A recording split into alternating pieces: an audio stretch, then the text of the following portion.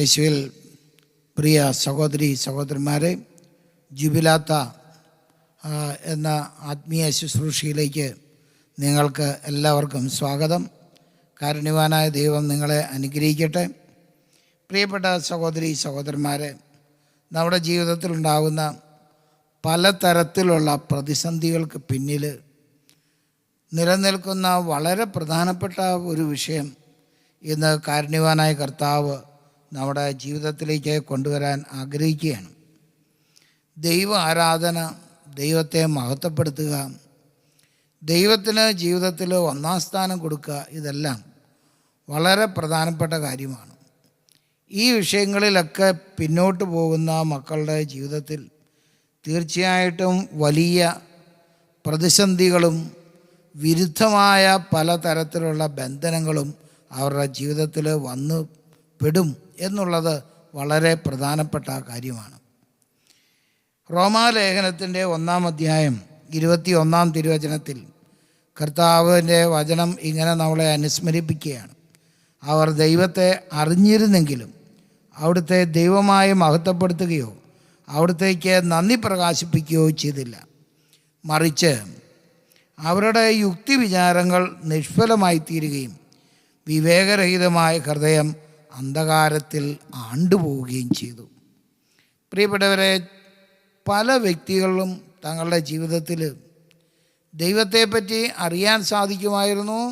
അറിയാമായിരുന്നു, ദൈവ സാന്നിധ്യം ഉണ്ടെന്ന് അവർക്ക് മനസ്സിലാക്കാൻ കഴിയുമായിരുന്നു. എങ്കിലും അവരുടെ യുക്തി വിചാരങ്ങൾ കൊണ്ട് അവർ ആ ദൈവീയ സാന്നിധ്യത്തെ നിഷേധിക്കാൻ ശ്രമിച്ച അനേകം ആൾക്കാർ ഈ ലോകത്തിലുണ്ട്. അങ്ങനെ യുക്തി വിചാരങ്ങൾ കൊണ്ട് ദൈവത്തിൻ്റെ സാന്നിധ്യത്തെ നിഷേധിച്ച് സംസാരിച്ച ഒത്തിരിയേറെ യുക്തിവാദികളും നിരീശ്വരന്മാരെന്ന് സ്വയം പ്രഖ്യാപിച്ചവരുമായ മനുഷ്യർ, അവരുടെ എല്ലാം ജീവിതത്തിലുണ്ടായിട്ടുള്ള ഒരു പ്രധാനപ്പെട്ട പ്രശ്നമാണ്. തുടർന്ന് 1-ാമത്തെ അധ്യായത്തിലെ 26, 27, 28 തിരുവചനങ്ങളിൽ വിശുദ്ധ പൗലോസ് അപ്പോസ്തലൻ വെളിപ്പെടുത്തിയിരിക്കുകയാണ്. കാരണത്താൽ ദൈവം അവരെ നിന്ദ്യമായ വികാരങ്ങൾക്ക് വിട്ടുകൊടുത്തു. അവരുടെ സ്ത്രീകൾ സ്വാഭാവികമായ ബന്ധങ്ങൾക്ക് പകരം പ്രകൃതി വിരുദ്ധ ബന്ധങ്ങളിൽ ഏർപ്പെട്ടു. അതുപോലെ പുരുഷന്മാർ സ്ത്രീകളുമായുള്ള സ്വാഭാവിക ബന്ധം ഉപേക്ഷിക്കുകയും പരസ്പരം ആസക്തിയാൽ ജ്വലിച്ച് അന്യോന്യം ലജ്ജാകരമായ പ്രവർത്തികളിൽ ഏർപ്പെടുകയും ചെയ്തു. തങ്ങളുടെ തെറ്റിന് അർഹമായ ശിക്ഷ അവർക്ക് ലഭിച്ചു. പ്രിയപ്പെട്ടവരെ, പല ലൈംഗിക വൈകൃതങ്ങൾക്കും അടിമപ്പെട്ട് പോകുന്ന പല വ്യക്തികളുടെയും ജീവിതത്തിൽ ഇത് ഒരു കാരണമാണ്. യുക്തി വിചാരങ്ങൾ കൊണ്ട് ദൈവത്തെ മഹത്വപ്പെടുത്തുന്നത് പോരായ്മയായി അവർ തങ്ങളുടെ ജീവിതത്തിൽ കരുതി. അങ്ങനെ ജീവിച്ച് ജീവിതത്തെ നഷ്ടപ്പെടുത്തി തടസ്സപ്പെടുത്തി ജീവിച്ച അനേകം ആൾക്കാർ, അവരുടെ ചരിത്രങ്ങൾ നമുക്ക് അറിയാം. അതുപോലെ തുടർന്ന് തിരുവചനം പറയാണ്, ദൈവത്തെ അംഗീകരിക്കുന്നത് പോരായ്മയായി അവർ കരുതിയത് നിമിത്തം അധമവികാരത്തിനും അനുചിത പ്രവൃത്തികൾക്കും ദൈവം അവരെ വിട്ടുകൊടുത്തു. പ്രിയപ്പെട്ട സഹോദരി സഹോദരന്മാരെ, ചരിത്രത്തിലേക്ക് നമുക്ക് നോക്കിയാൽ പലതരത്തിലുള്ള നിരീശ്വര പ്രസ്ഥാനങ്ങളും അതിലൂടെ ജീവിച്ചവരും അത് പ്രഖ്യാപിച്ചവരുമായ അവരുടെ പലരുടെയും ജീവിതത്തിൽ ഇത്തരത്തിലുള്ള ബന്ധനങ്ങളിൽ അകപ്പെട്ട് തകർന്നുപോയ ഒരു ജീവിതം അവരുടെ ജീവിതത്തിൽ കാണാനായിട്ട് സാധിക്കും. പ്രിയപ്പെട്ടവരെ, കർത്താവ് നമ്മളെ വിളിക്കുകയാണ്. ഈ പ്രപഞ്ചത്തിലെ മുഴുവൻ നാഥനായ ദൈവം നമ്മളെ വിളിക്കുകയാണ്. എന്തിനാണ് ദൈവം നമ്മളെ വിളിക്കുന്നത്? നമ്മെ വിളിക്കുന്നത് ദൈവത്തെ ആരാധിക്കാനാണ്. കർത്താവ് ഇസ്രായേൽക്കാരെ ഈജിപ്തിലെ അടിമത്തത്തിൽ നിന്ന് വിട്ടയക്കാനായിട്ട് ഫറവോയോട് മോശ വഴിയായിട്ട് ആജ്ഞാപിച്ചു. അതിൻ്റെ പിന്നിലെ പ്രധാനപ്പെട്ട കാരണം എന്താണെന്ന് പുറപ്പാട് പുസ്തകത്തിൻ്റെ 4-ാം അധ്യായത്തിൽ 23-ാമത്തെ തിരുവചനത്തിൽ രേഖപ്പെടുത്തിയിട്ടുണ്ട്. അത് വളരെ ശ്രദ്ധേയമായ കാര്യമാണ്. തിരുവചനം പറയാണ്, ഞാൻ നിന്നോട് ആജ്ഞാപിക്കുന്നു, എന്നെ ആരാധിക്കാൻ വേണ്ടി എൻ്റെ പുത്രനെ വിട്ടയക്കുക. നീ അവനെ വിട്ടയക്കുന്നില്ലെങ്കിൽ നിൻ്റെ പുത്രനെ, നിൻ്റെ ആദിജാതനെ തന്നെ ഞാൻ വധിക്കും എന്ന് ഇസ്രായേൽക്കാരോട് പറയാൻ, ഫറവോയോട് പറയാൻ കർത്താവ് മോശയോട് കൽപ്പിച്ചു. പ്രിയപ്പെട്ടവരെ, ഇതാണ് മോശ ചെന്ന് ഫറവോയോട് പറഞ്ഞത്. അങ്ങനെ ഫറവോയുടെ ആദിജാതനെ അവന് നഷ്ടപ്പെടാനിടയായി. ഫറവോയ്ക്ക് മാത്രമല്ല, ഈജിപ്ത് നിവാസികളായ സകലരുടെയും ആദിജാതരെ നഷ്ടപ്പെടാനിടയായി. പ്രിയപ്പെട്ടവരെ, ദൈവം ആഗ്രഹിക്കുന്നു ഈ ലോകത്തിലെ സകല സൃഷ്ടികളും സകല ചരാചരവും ദൈവത്തെ ആരാധിക്കുന്നു. അപ്പോൾ ഈ ലോകത്തിൽ സൃഷ്ടിക്കപ്പെട്ട എല്ലാ മനുഷ്യരും ദൈവത്തെ ആരാധിക്കണം എന്ന് ദൈവം ആഗ്രഹിക്കുന്നു. ദൈവ ആരാധന ഒരു വളരെ പ്രധാനപ്പെട്ട കാര്യമാണ്. അതുകൊണ്ട് 6 ദിവസത്തെ തൻ്റെ അധ്വാനത്തിന് ശേഷം ദൈവം 7-ാം ദിവസം വിശ്രമിച്ചു. ആ വിശ്രമിച്ച വിശ്രമത്തിൻ്റെ ദിവസത്തെ ദൈവം സാബത്ത് എന്ന് ദൈവം വിളിച്ചു. പ്രിയപ്പെട്ടവരെ, നിയമാവർത്തന പുസ്തകത്തിൻ്റെ 5-ാം അധ്യായം 13-ാം തിരുവചനത്തിൽ നമ്മൾ ഇപ്രകാരം കാണുകയാണ്, 6 ദിവസം അധ്വാനിക്കുകയും എല്ലാ ജോലികളും നിർവഹിക്കുകയും ചെയ്തു കൊള്ളുക. എന്നാൽ 7-ാം ദിവസം നിൻ്റെ ദൈവമായ കർത്താവിൻ്റെ സാബത്താണ്. അന്ന് ഒരു ജോലിയും ചെയ്യരുത്.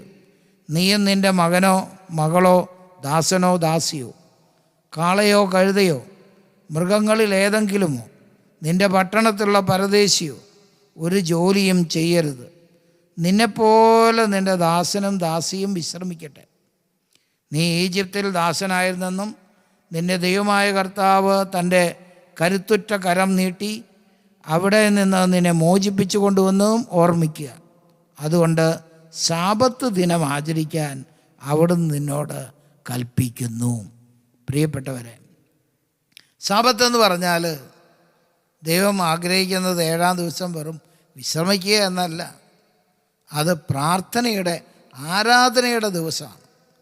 ആരാധിക്കാൻ വേണ്ടിയാണ് ദൈവം സാബത്ത് ആചരിക്കാൻ പറഞ്ഞത്. ആ ദിവസം മറ്റൊന്നും നീ ചെയ്യരുത് എന്ന് ദൈവം ഓർപ്പിച്ചത് ആരാധനയുടെ ദിവസമായതുകൊണ്ടാണ്. അങ്ങനെ ആരാധനയുടെ മകനായി മകളായി ഓരോ വിശ്വാസിയും മാറണം. ഇതാണ് ദൈവത്തിൻ്റെ മനോഗണം. ഇതിന് പകരം അന്നേ ദിവസം പല കാര്യങ്ങളിൽ ഏർപ്പെട്ട് ദൈവാരാധന നഷ്ടപ്പെടുത്തി ദൈവാരാധനയിൽ നിന്ന് അകന്ന് ജീവിക്കുന്ന അനേകം ആൾക്കാർ ഈ ലോകത്തിലുണ്ട്. അതുകൊണ്ടാണ് തകർച്ച വിട്ടുമാറാതെ അവരുടെ ജീവിതത്തെ വേട്ടയാടിക്കൊണ്ടിരിക്കുന്നത്. ഒരിക്കൽ ഒരു സഹോദരൻ എൻ്റെ അടുക്ക പ്രാർത്ഥനയ്ക്ക് വന്നിട്ട് പറഞ്ഞു, എൻ്റെ ഭാര്യയ്ക്ക് എന്നും രോഗമാണ്. ഒരു രോഗം ചികിത്സിച്ച് സുഖമായി കഴിയുമ്പോൾ അടുത്ത രോഗം വരും. ആ രോഗം മാറി പിന്നീട് ഒരു ആഴ്ചയോ ഒരു മാസമോ കഴിയുമ്പോൾ അടുത്ത രോഗം വരും. ഇങ്ങനെ രോഗം കൊണ്ട് തകർന്ന് കിടക്കുക. അപ്പം ഞാൻ പ്രാർത്ഥിച്ചു. അപ്പോൾ ഈശോ പറഞ്ഞു, ഭാര്യയ്ക്ക് വേണ്ടിയല്ല പ്രാർത്ഥിക്കേണ്ടത്, ആ സഹോദരന് വേണ്ടി പ്രാർത്ഥിക്കാൻ പറഞ്ഞു. ആ സഹോദരൻ്റെ തലയിൽ കൈവച്ചപ്പോഴാണ് ഈശോ പറഞ്ഞത്, ഇവന് ഞായറാഴ്ച പള്ളി പോക്കില്ല എന്ന്. ഞാൻ ചോദിച്ചു. അപ്പോൾ പറഞ്ഞ് ജോലിയുണ്ട്. എന്തിനാ അന്ന് ജോലിക്ക് പോകുന്നത്? ജോലിക്ക് പോകണ്ടല്ലോ, പോകാൻ പാടില്ലല്ലോ വെച്ചാൽ അന്നാണ് കൂടുതൽ ശമ്പളം കിട്ടുന്നത്. അതുകൊണ്ട് ദൈവാരാധന മാറ്റിവെച്ച് അന്ന് ആരാധനയിൽ പങ്കെടുക്കാതെ അന്ന് ജോലിക്ക് പോവുക. ഞാൻ പറഞ്ഞ ആ ജോലി രാജിവെക്ക്, എന്നിട്ട് ധ്യാനം കൂടും. ധ്യാനം കൂടി ആ ജോലി രാജിവെച്ചു. നീ ഒരിക്കലും ഞായറാഴ്ച ജോലി ചെയ്യത്തില്ലെന്ന് തീരുമാനമെടുക്കും. കർത്താവിനോട് ശപഥം ചെയ്തു. ആ ധ്യാനകേന്ദ്രം വിട്ട് ഇറങ്ങുന്നതിന് മുമ്പേ മറ്റൊരു നല്ല ജോലി അദ്ദേഹത്തിന് കിട്ടിയെന്ന് മാത്രമല്ല, അദ്ദേഹത്തിൻ്റെ ഭാര്യയുടെ രോഗം പൂർണ്ണമായിട്ടും വിട്ടുപോയി. അതുകൊണ്ട് യെശയ്യാ പ്രവചനം നമുക്കൊന്ന് വായിച്ചു കേൾക്കാം. യെശയ്യാ പ്രവാചകൻ്റെ പുസ്തകത്തിൽ 58-ാം അധ്യായത്തിൽ 13-14 തിരുവചനങ്ങളിൽ ദൈവം പറയുന്ന മഹത്തായ കാര്യം ഒന്ന് കേൾക്കാം.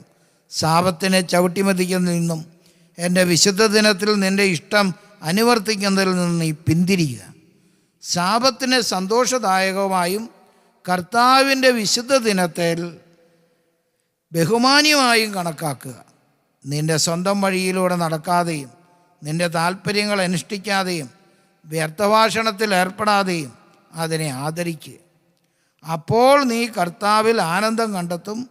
ലോകത്തിലെ ഉന്നത സ്ഥാനങ്ങളിലൂടെ നിന്നെ സവാരി ചെയ്യിപ്പിക്കും. നിൻ്റെ പിതാവായ യാക്കോബിൻ്റെ ഓഹരി കൊണ്ട് ദൈവം നിന്നെ പരിപാലിക്കും. കർത്താവാണ് അരുളി ചെയ്യുന്നത്. ശാബത്ത്, പ്രാർത്ഥന, ദൈവാരാധന ഒന്നാം സ്ഥാനമായി ജീവിതത്തിൽ നമ്മൾ എടുക്കണം. ഇത് വളരെ പ്രധാനപ്പെട്ട കാര്യമാണ്. ഇതിൻ്റെ ഉണ്ടാകുന്ന വീഴ്ചയാണ് നമ്മുടെ പരാജയങ്ങൾക്കും ബന്ധനങ്ങൾക്കും പ്രധാന കാരണം. Praise the Lord. ഹല്ലേലൂയ. ഈശോയെ നന്ദി, ഈശോയെ സ്തോത്രം.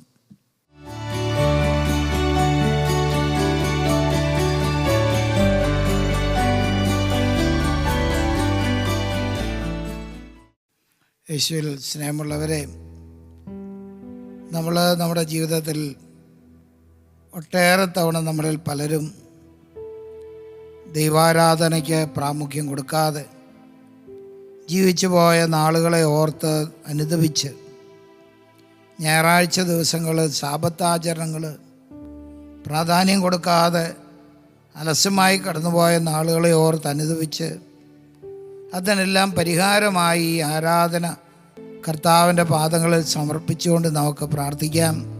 ഈശോയെ നമ്മുടെ ജീവിതത്തിലേക്ക് നമുക്ക് വിളിക്കാം. നീ എൻ്റെ സങ്കേതവും നീ എൻ്റെ കോട്ടയും നീ എൻ്റെ പ്രാണനാഥൻ നീ ദൈവം.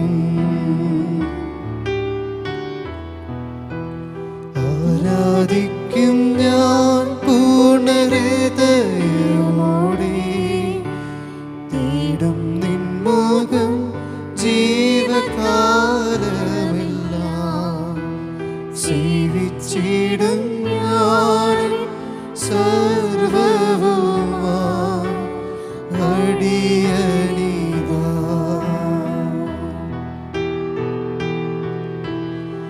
അടിയനിതാ നാഥാ, അടിയനിതാ നാഥാ, അടിയനിതാ നാഥാ, അടിയനിതാ. രണ്ട് കൈകളും ഉയർത്തി ഒരിക്കൽ കൂടെ നമുക്ക് പാടാം. അടിയനിതാ. അടിയനിതാ നാഥാ, അടിയനിതാ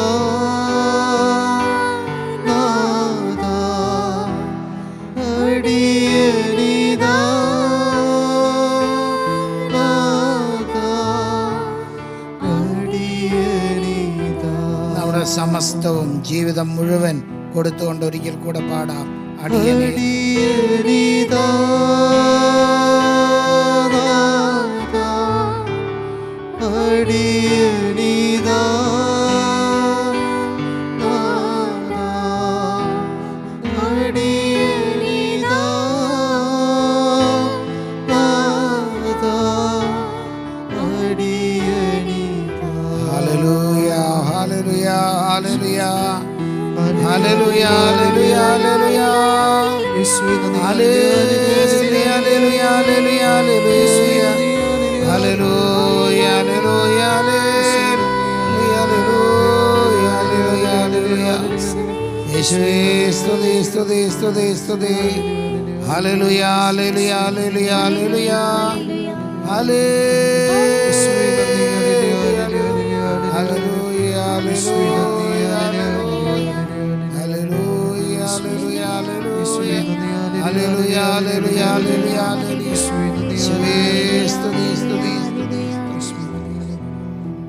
പരിശുദ്ധ പരമാദിവ്യകാരുണ്യത്തിന് ആരാധനയും സ്തുതിയും പുകഴ്ചയുണ്ടായിരിക്കട്ടെ. പരിശുദ്ധ പരമാദിവ്യകാരുണ്യത്തിന് ആരാധനയും സ്തുതിയും പുകഴ്ചയുണ്ടായിരിക്കട്ടെ. പരിശുദ്ധ പരമാദിവ്യകാരുണ്യത്തിന് ആരാധനയും സ്തുതിയും പുകഴ്ചയുണ്ടായിരിക്കട്ടെ. കാരുണ്യവാനായ ഈശോ നമ്മുടെ എല്ലാ കുറവുകളെയും നീക്കി അതെല്ലാം അനുഗ്രഹമാക്കി മാറ്റുന്ന അത്ഭുത നിമിഷമാണ് ഈ ആരാധന. പ്രത്യേകിച്ച് കഴിഞ്ഞ കാലങ്ങളിൽ നമ്മൾ ദൈവാരാധനയ്ക്കായി കർത്താവ് നമുക്ക് തിരഞ്ഞെടുത്ത് തന്ന സാബത്ത് ദിനം നമ്മൾ വേണ്ട രീതിയിൽ പരിഗണിച്ചില്ല, ശ്രദ്ധിച്ചില്ല. അത് ഒക്കെ അവഗണിച്ച് ജീവിക്കാനിടയായി. അങ്ങനെ ഏതെങ്കിലും തെറ്റുകളിൽ നമ്മൾ വീണുപോയിട്ടുണ്ട്. ഞായറാഴ്ച കുർബാനകളും ദൈവാരാധനകളും ദൈവവചന പഠന സമയങ്ങളും ഒക്കെ നഷ്ടപ്പെടുത്തി കളഞ്ഞിട്ടുണ്ട്. കർത്താവിനോട് നമ്മൾ കാണിച്ച എല്ലാ അവഗണനയും പിശാചിന് നമ്മൾ കൊടുത്ത അവസരങ്ങളാണ്. ആ നാളുകളിലും ആ പ്രവൃത്തികളിലൂടെയും നമ്മളിൽ നുഴഞ്ഞു കയറി പ്രതിസന്ധികളും പ്രശ്നങ്ങളും നമ്മുടെ ജീവിതത്തിൽ പിശാച് ഉണ്ടാക്കിയിട്ടുണ്ടാകും. അതായിരിക്കും ഇന്ന് നമ്മുടെ ജീവിതത്തിൻ്റെ പ്രതിസന്ധികൾക്കുള്ളിലെ ഒരു കാരണമായിട്ട് നിൽക്കുക.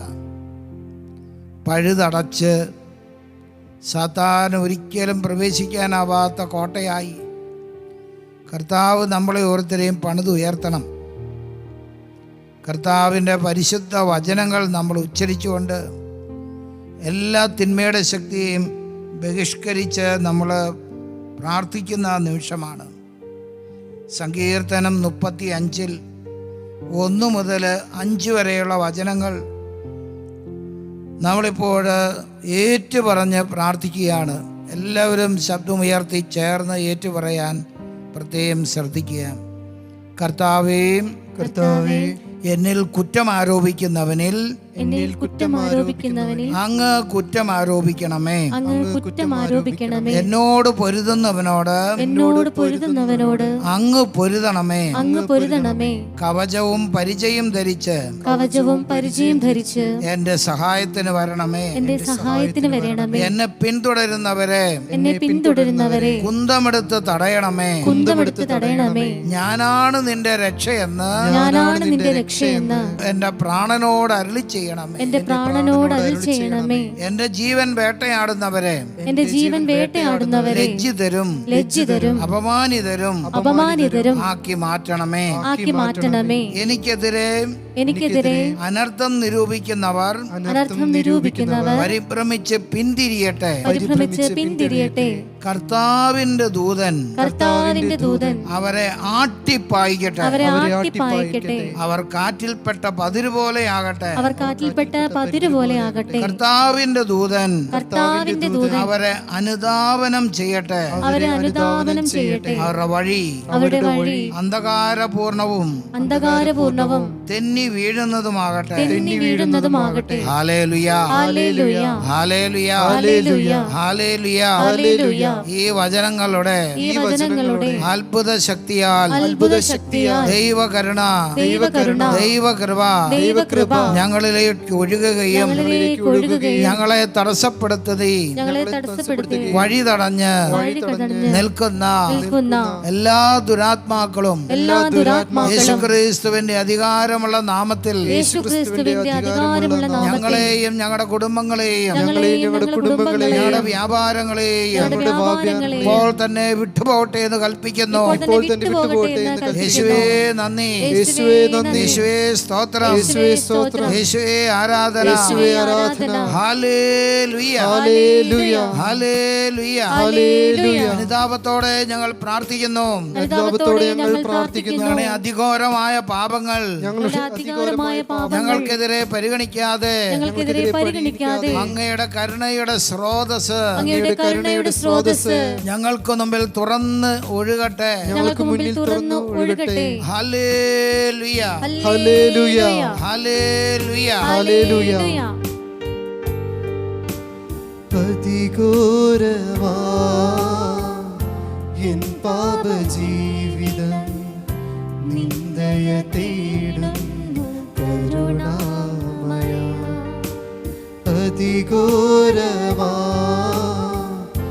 എൻ പാപജീവിതം നിന്ദയ തേടുന്നു കരുണാമയ. വഴിവിട്ട ബന്ധങ്ങൾ, അടങ്ങാത്ത മോഹങ്ങൾ, അടിതെറ്റി വീഴുന്നു അതിദാരുണം. വഴിവിട്ട ബന്ധങ്ങൾ, അടങ്ങാത്ത മോഹങ്ങൾ, അടിതെറ്റി വീഴുന്നു അതിദാരുണം. കൈകൾ ഉയർത്തി. കരുണക്കടലേ, കരം നീട്ടി എന്നെ കരകയറ്റി നിൻ ദാസരിൽ ചേർക്കണേ.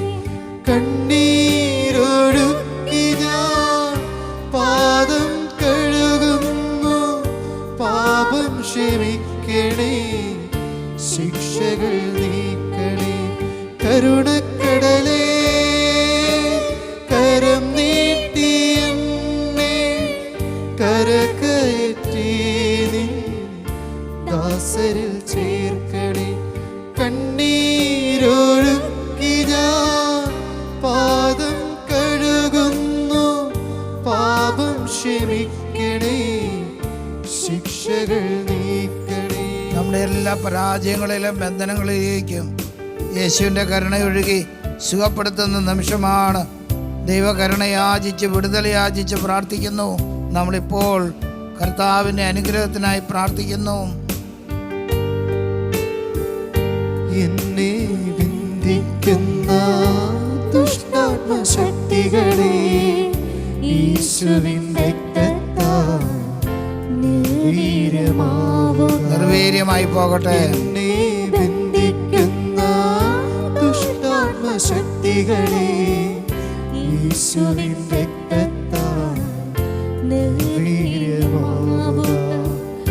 യേശുവിൻ നാമത്തിൽ വിടുതലും സൗഖ്യവും പാവനാത്മാവിൻ സഹവാസവും നൽകണേ. യേശുവിൻ നാമത്തിൽ വിടുതലും സൗഖ്യവും പാവനാത്മാവിൻ സഹവാസവും നൽകണേ. കൈകൾ ഉയർത്തി ഈശോയുടെ ആശീർവാദം നമുക്ക് വിളിച്ച് പ്രാർത്ഥിക്കാം. നീട്ടി എന്നെ കരകയറ്റി നിൻ ദാസരിൽ ചേർക്കണേ. കണ്ണീരൊഴുക്കി ഞാൻ പാദം കഴുകുന്നു, പാപം ക്ഷമിക്കണേ, ശിക്ഷകൾ നീക്കണേ.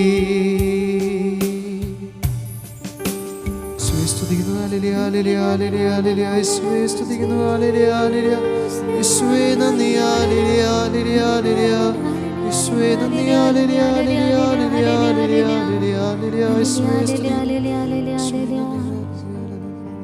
പരിശുദ്ധ പരമ ദിവ്യകാരുണ്യത്തിന് എന്നേരവും ആരാധനയും സ്തുതിയും പുകഴ്ച ഉണ്ടായിരിക്കട്ടെ. പരിശുദ്ധ പരമ ദിവ്യകാരുണ്യത്തിന് എന്നേരവും ആരാധനയും സ്തുതിയും പുകഴ്ച ഉണ്ടായിരിക്കട്ടെ. പരിശുദ്ധ പരമ ദിവ്യകാരുണ്യത്തിന് എന്നേരവും ആരാധനയും സ്തുതിയും പുകഴ്ച ഉണ്ടായിരിക്കട്ടെ.